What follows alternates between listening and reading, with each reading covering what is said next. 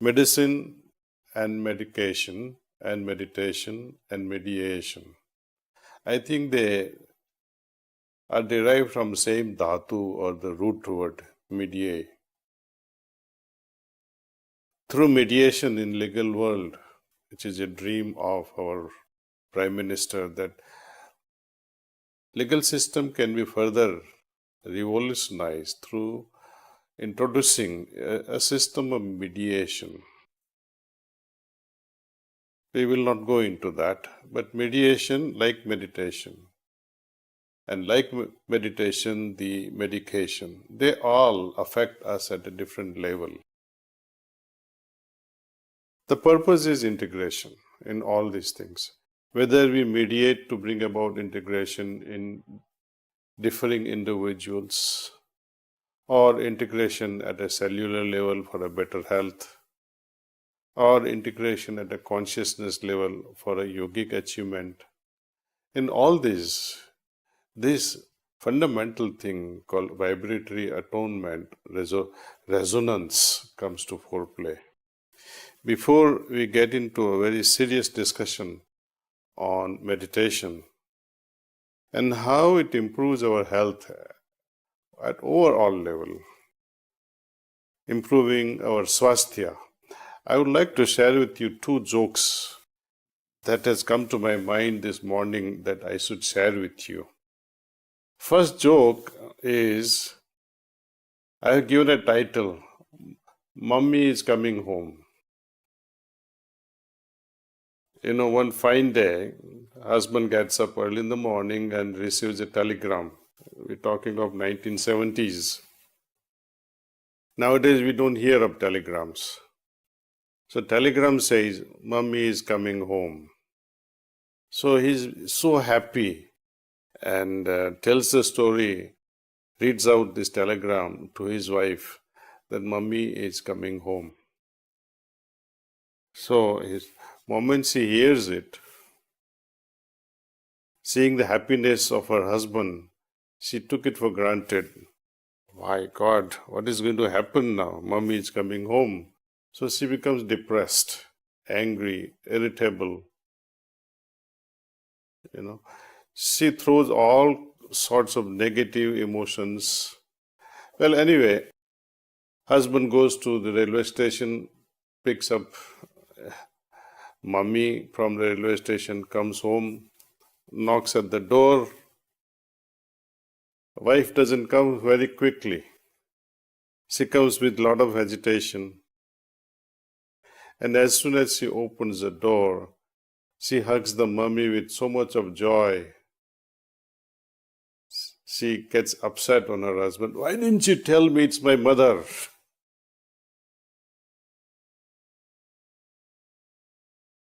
So you see how understanding a message or misunderstanding a message can create so much of headache.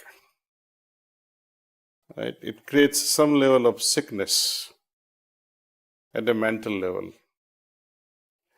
I share with you another real life example. That was a story though. This is a real life example that happened in New York City, is one of the boroughs, Staten Island, where I used to live. And it happened in one of the Indian families. Daughter phones up mother. Mother says, Madhumi, I'm coming home. She was studying in a university.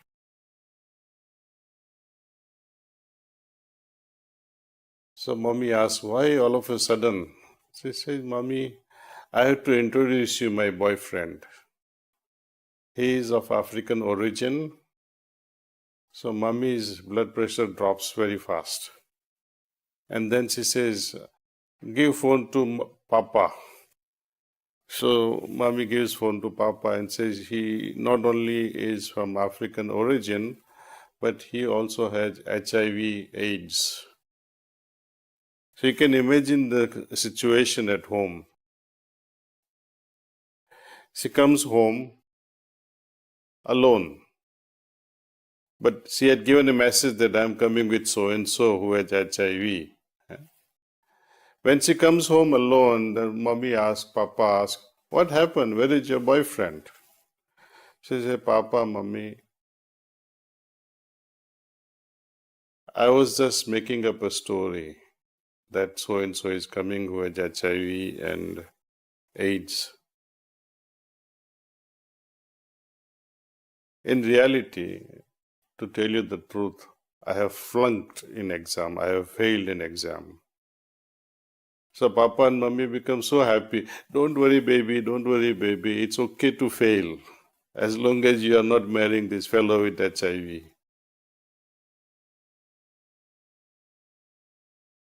So you see how this mental state changes the perception of every individual, makes a big knock on our thinking, and how the thinking changes our understanding, and how the understanding either gives you fever or gives you headache or makes you angry or makes you depressed with a lot of anxiety and tension. Parameters of health, though we measure as expression, let's say when you have a viral infection or a bacterial infection, we say, oh, okay, let's measure temperature, etc. How is the immunological responses? Some people, just hearing the news that your neighbor has COVID and the world ends for them, see, they start greeting each other. They start even touching each other. They walk around with all kinds of protection. Nothing wrong with it. Protections are necessary. But when we talk of certain barriers that we have to create within ourselves that can vaccinate our health, especially the mental health, mental well-being, spiritual well-being. Yogic Shastra talks about 5 layers or the 5 bodies, and most of you are perhaps aware of. It starts with Annamaya Kosha, means this physical body. Physical body can get affected. So many factors like wounds, fractures, which we all deal with it at that level, at a physical level. Infection, foreign bodies are affecting us. So we have medicine starting with antibiotics, or we can develop the immune response. So we have to study what all can strengthen our immunity and what all can decrease our immunity. Positive thinking, positive attitude towards life, which is generally brought about through meditation, increases immune response, rather immune responses. If you are in a bad state of mind, will your immunity be strong enough? No. You are not very well prepared. Your defenses are down. People who use phones, constantly using phones while you are sick, it delays the process of healing. One day, you know what I was in a research lab. They took my blood sample, put it on a slide, and the lab operator, he was showing me how the RBCs were following or forming the colonies on the structure. So I could see that, and he had prepared a chart that all individuals who has compromised health, for example, sickle cell anemia, or viral infection, or fungal infection, or bacterial infection, or certain other diseases like cancer, of different types of cancer. In each case, the RBC colonizing was of a different pattern.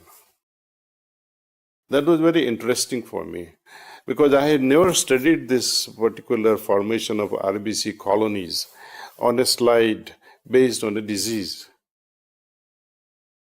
Second thing that came to my whimsical mind was after about almost half an hour of chit-chatting like this, I had this funny idea that what happens to WBCs? You have shown us RBCs. But then when he says all WBCs have, they become very quiet. Generally, they move around in the beginning. But now they're almost dead and they are not moving now. I said, all right, let's see. I requested the lab operator, please put your phone there. Keep your phone near the slide. And phone was active. I said, turn on your Bluetooth also and turn on your Wi-Fi also. And see what happens to these WBCs. And suddenly I saw WBCs frantically waking up and moving frantically. You guys can easily see that because your lab is in access, and maybe you can also take a video and showcase it to every little child in Delhi and everywhere.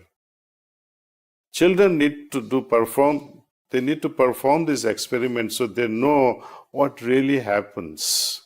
The phone disturbed, it woke them up, the WBCs. And WBCs become active only when they have to respond against a threat of either bacteria or virus or any foreign body. But here, we are just talking of vibrations being emitted through the phone. Right? So now you see how the vibrations are playing havoc on our immunity. So beware, people who are living under the towers, they have to be worried about it. I recently saw a scientific research paper on bioelectricity and how bioelectricity can express the genetic deviations. They were able to grow the eyes of a frog behind its head. They were able to create the heart outside the body of a frog just by manipulating this bioelectricity. Now, bioelectricity is nothing but energy field. Now, what happens when we meditate? Meditation creates also some level of bioenergy, and that can also be measured with Killian photography. Each one forms a very specific type of energy level based on layers and layers of, rather the preventive layers. We all carry different layers around us. And these layers are created by our own consciousness, and consciousness is affected by so many factors. It's like this. If you have a prejudice against someone, if you are greedy about things, if you are always violent in nature, what happens to your consciousness? It is not transparent. Through meditation, we are able to digest all these things because we are able to understand things properly. This understanding creates a level of integration in us. Understanding leads us to right frame of mind. Understanding and integration, they are integral part of it. When you read Gita, for example, the very first chapter, Arjuna is confused. How can I kill my great-grandfather? How can I kill my cousins? How can I kill my gurus? How can I kill my friends? His thinking was erratic. In the very second chapter, Lord Krishna teaches him right knowledge, right understanding of the whole thing, and then subsequently right action.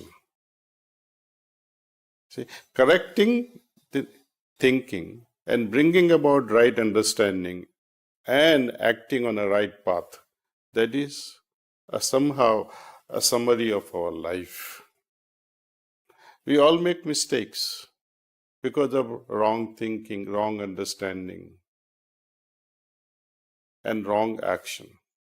Meditation teaches us fundamental thing. Meditation becomes actually too late when you already have compromised with your health. Meditation and yoga especially, they are preventive in nature. Today I would like to emphasize more on the first two steps, yama and niyama. Asanas, everybody knows how good they are for physical flexibility and strength. We also are aware of pranayam and its impact. I think AIMS has done a lot of research on pranayam and how wonderfully it can change energy level in most of us. Whenever I feel destabilized and I develop foggy mind after a flu, if I do this breathing exercise, 5 minutes in the morning, 5 minutes in the evening, my foggy mind goes away. I recover faster. So, but all these benefits are there. Today, I like to emphasize on how these qualities related or described by Rishi Patanjali, yama and niyamas, can integrate our health in a right manner. What is efficiency? What is health? Health in English we understand very well. Normal BP, 120/80, your HbA1c of certain level, all other parameters which doctors measure. Then there are many other things that can say, okay, you are with a normal health. What happens there in a balanced way when the anabolic and catabolic processes are going in rhythm, in sync? You enjoy good health. When there are faster changes, inner as well as outer, then we face disintegration rather than integration. And that leads to compromised health. Efficiency or loss of health can be because of these two fundamental things.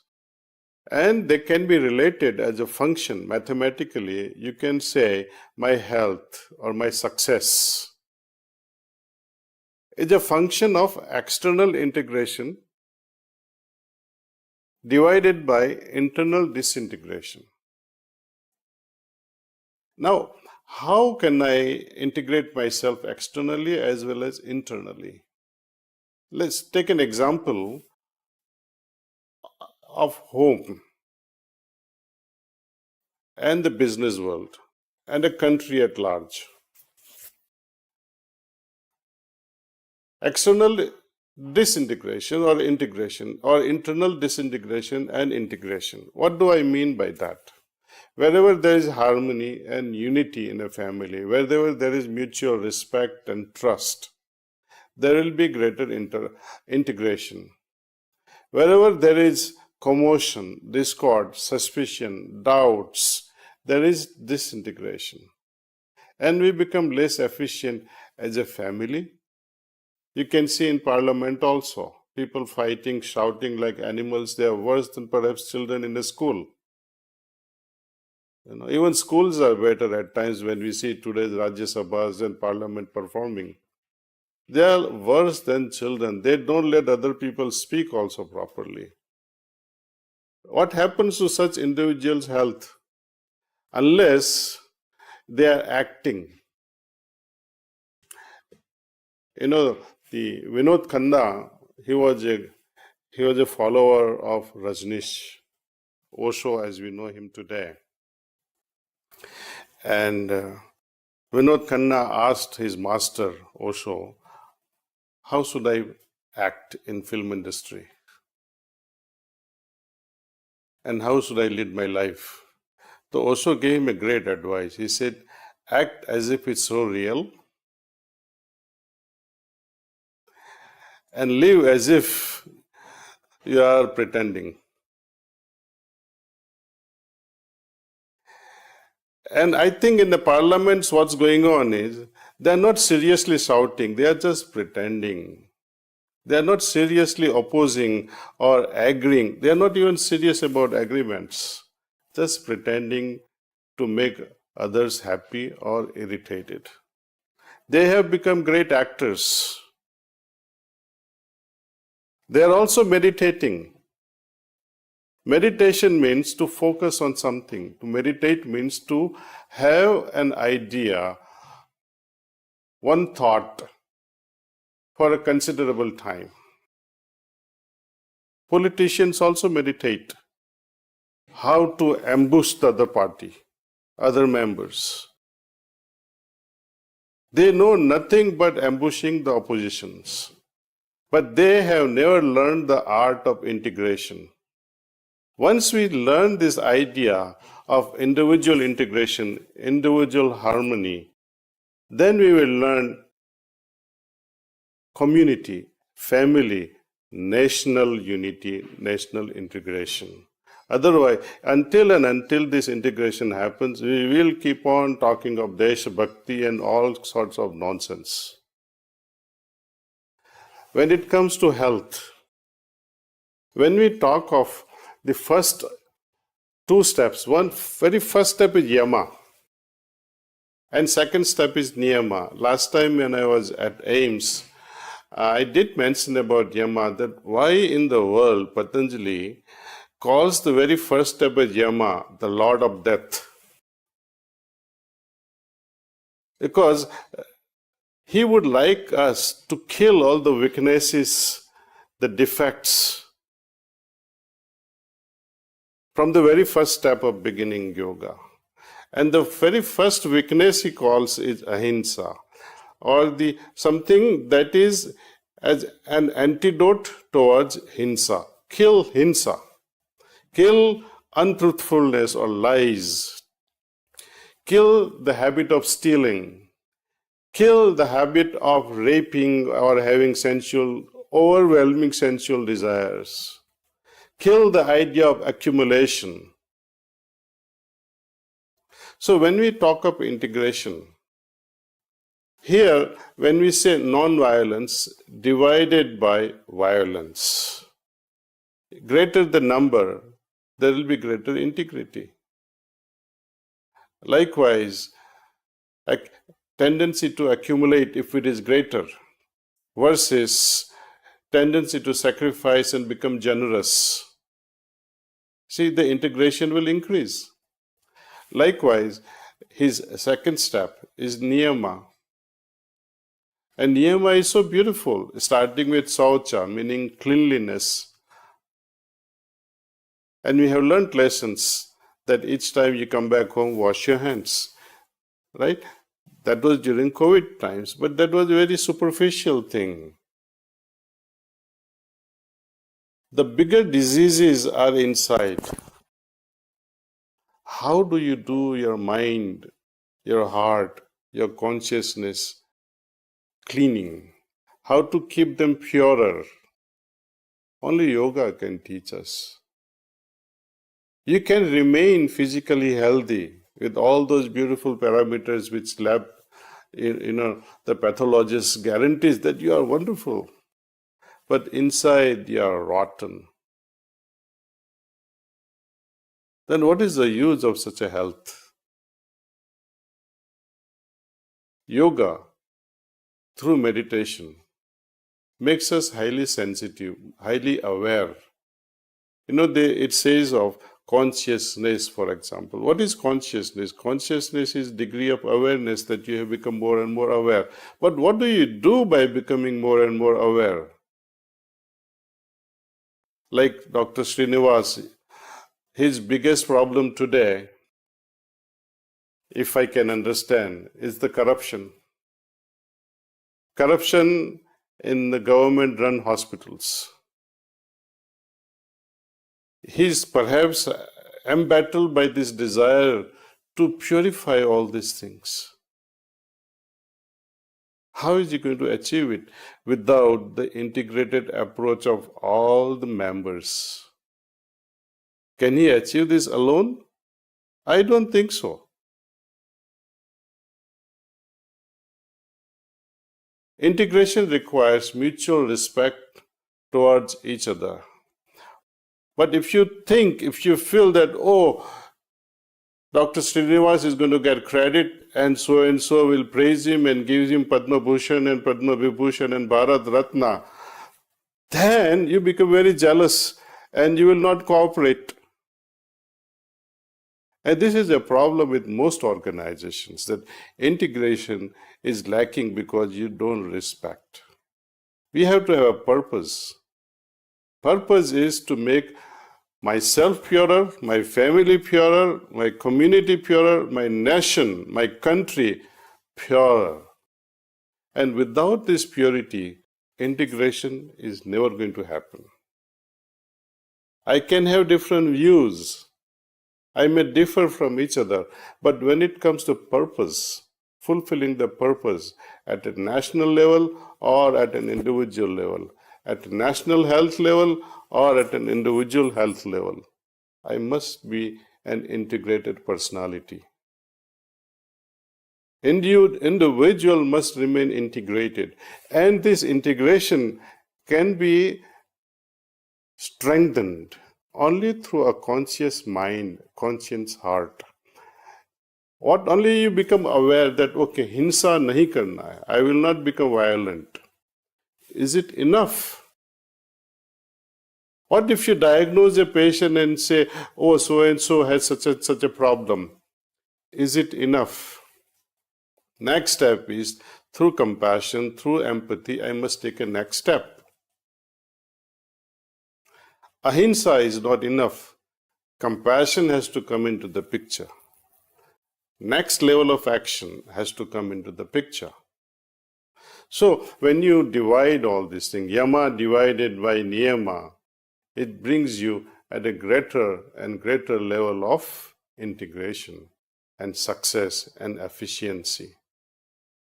Now, when we talk of balancing, when we talk of going inward and settling within ourselves, Ayurveda, Dr. Tanuja and I had a great discussion on this concept of swasthya when she was here at Kanha Santivanam.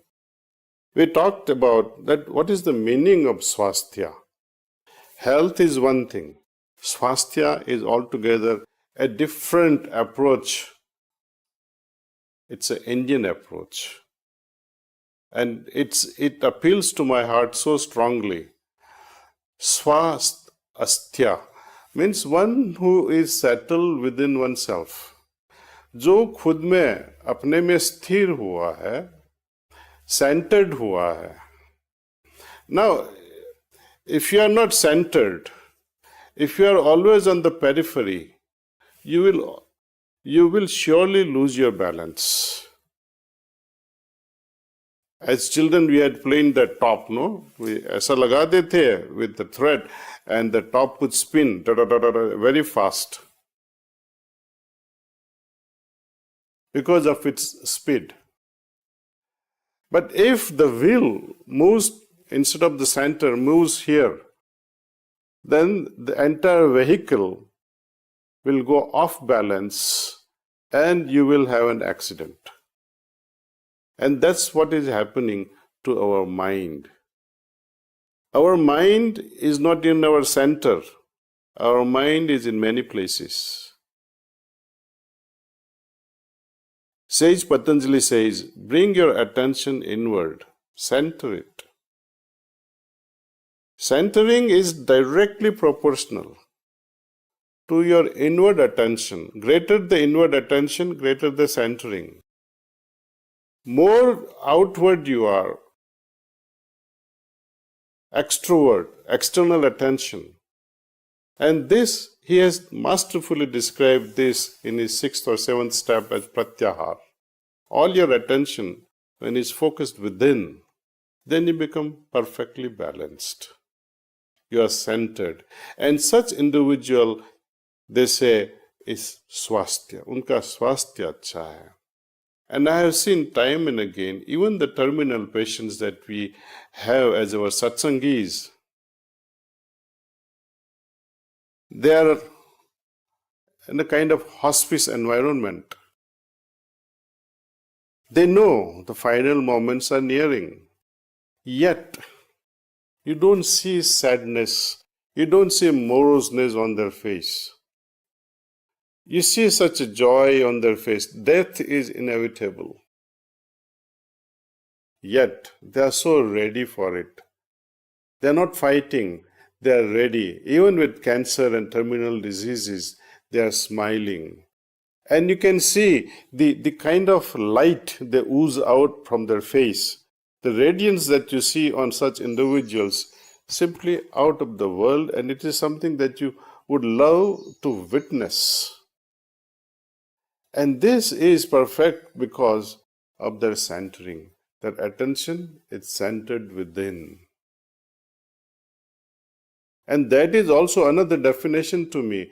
That dhyan is not thinking about others. Dhyan is thinking of divinity within yourself. And when we say, now I have transcended my mind, I have transcended my intellect, I have transcended my ego, and a time comes, luckily, if we can meditate properly under a right guru, we can transcend even consciousness. Then you are no longer centered with the periphery in imbalance. But you are so centered within your heart, and the periphery becomes the entire universe. Your consciousness has now no longer been restricted, limited to this frame, to this body. But you encompass the cosmic consciousness. And this is the offering of yoga.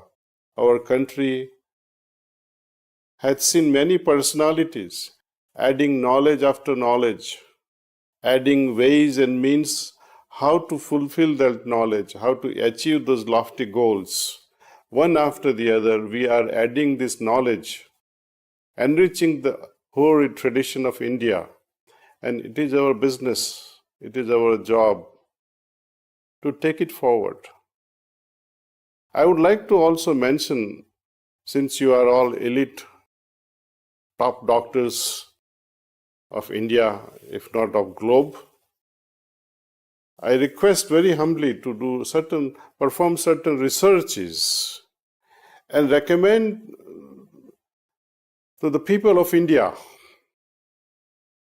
that there are so many ways and means of achieving inner centeredness, awareness that can be evolved, consciousness that can be evolved, to filter out all the useless methods, to filter out all the useless approaches, and come to one fundamental approach. Say, and encourage people scientifically that this is a right method, this is a right approach. For that, let us see, if we have 10 painkillers, you have 10 different systems. How would you know this system is good for that? One system may be good for certain things, one for certain other things.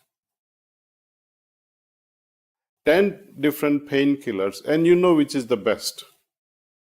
You know which is the safest. You know which is most economical.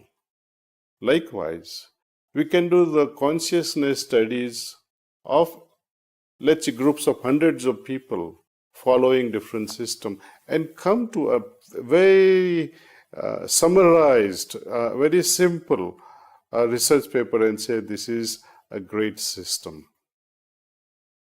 I am here to put myself at the helm of a sword and be beheaded if that be so. And if you can prove heartfulness is a useless system, I will become your disciple. With this, I submit my prayers that all may grow spiritually, all may thrive towards integration individually, as well as at a national level, at a global level, and create a revolution in healthcare through yoga, through Ayurveda. Thank you. Jai Hind.